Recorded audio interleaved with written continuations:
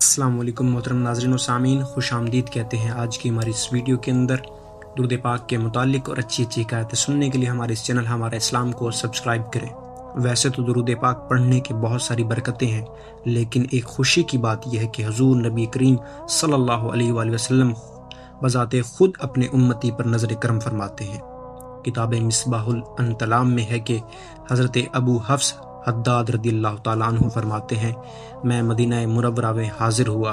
ایک وقت ایسا آیا کہ کھانے کو کچھ نہ تھا، بھوک انتہا کو پہنچ چکی تھی۔ یوں ہی 15 دن گزر گئے۔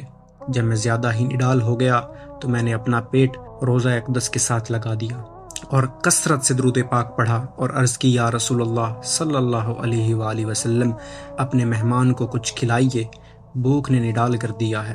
وہیں پر اللہ تعالیٰ نے مجھ پر نیند غالب کر دی اور سرکار دو عالم صلی اللہ علیہ وآلہ وسلم کی زیارت سے مشرف ہوا۔ سیدنا صدیق اکبر رضی اللہ تعالیٰ عنہ حضور اقدس نور مجسم شاہ بنی آدم صلی اللہ علیہ وسلم کی دائیں جانب اور فاروق اعظم آپ صلی اللہ علیہ وآلہ وسلم کی بائیں جانب ہیں، اور حیدر کرار رضی اللہ تعالیٰ عنہ سامنے ہیں۔ مجھے مولا علی شیر خدا رضی اللہ تعالیٰ عنہ نے بلایا اور فرمایا، اٹھ، سرکار تشریف لائے ہیں۔ میں اٹھا اور دست بوسی کی۔ آقائے دو جہاں صلی اللہ علیہ وآلہ وسلم نے مجھے روٹی عنایت فرما دی۔ میں نے آدھی روٹی کھا لی تو آنکھ کھل گئی۔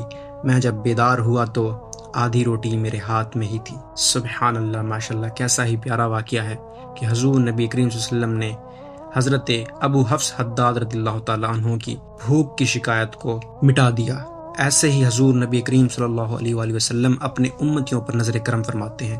اللہ تبارک و تعالیٰ سے دعا ہے کہ ہمیں درود پاک پڑھنے کی توفیق عطا فرمائے، اور اچھی حکایتیں سننے کے لیے ہمارے اس چینل ہمارا اسلام کو سبسکرائب کریں، ویڈیو کو لائک اینڈ شیئر کریں، اور کمنٹ بلو میں اپنی رائے دینا نہ بھولیے گا۔ جزاکم اللہ خیرا و احسن الجزا۔